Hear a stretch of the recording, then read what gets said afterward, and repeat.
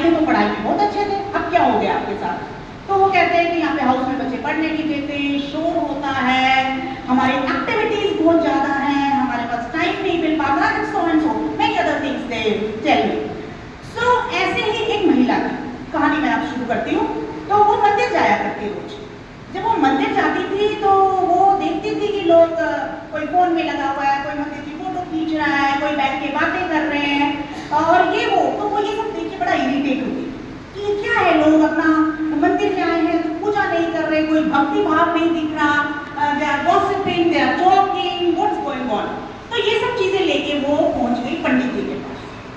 ऐसे इरिटेशन में उसने पंडित जी से बोला, पंडित जी आपका मंदिर है लेकिन मंदिर में लोग भक्ति तो कर ही नहीं रहे, सारा दिन कोई गॉसिप कर रहा है, कोई फोन देख रहा है, कोई फोटो खींच रहा है। तो पंडित जी ने कहा कि ठीक है, मैं आपका जवाब आपको एक टास्क देना चाहूंगा।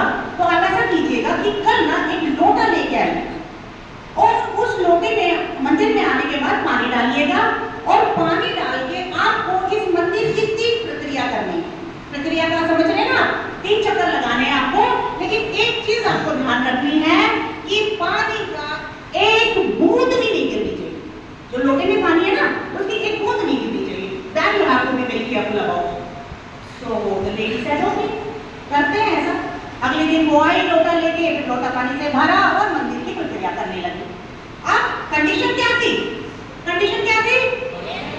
पानी की बूंद नहीं गिरनी चाहिए। अब जब आपको एक कंडीशन दे दी जाती है तो अब पानी की बूंद नहीं गिरनी चाहिए। शी वाज कैरिंग द लोटा एंड चक्कर लगा रही थी मंदिर के, और ध्यान ये था कि एक बूंद भी नहीं गिरनी चाहिए।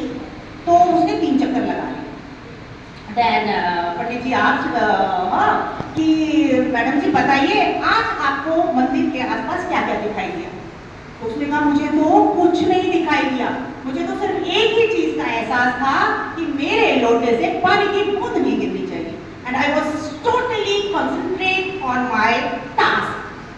तो मैं तो उसी पे पूरी तरह से मतलब मेरा ध्यान था और मैंने कुछ नहीं देखा आसपास।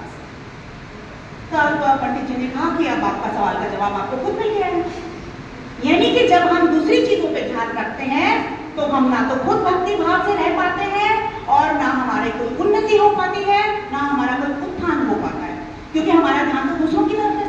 वो क्या कर रहा है, वो क्या कर रहे हैं, हम क्या कर रहे हैं, ये तो हम भूल ही जाते हैं देखना।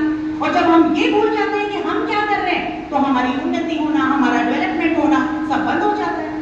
सो आपको भी ये कहानी से यही सीख लेनी है कि अगर आपको जीवन भर कुछ सीखना है तो आपको माहौल से प्रभावित नहीं होना है, क्योंकि चीजें तो ऐसे ही रहेंगी। अगर बदलना है तो आपको खुद को बदलना पड़ेगा। आपको डिसाइड करना पड़ेगा कि मैं इस स्कूल में एडमिशन हुआ है तो मेरा एम, मेरा कंसंट्रेशन किस चीज पे ज्यादा रहना चाहिए, मेरी पढ़ाई पे या यहाँ पे बच्चे क्या कर रहे हैं उस पे, किस पे रहना चाहिए?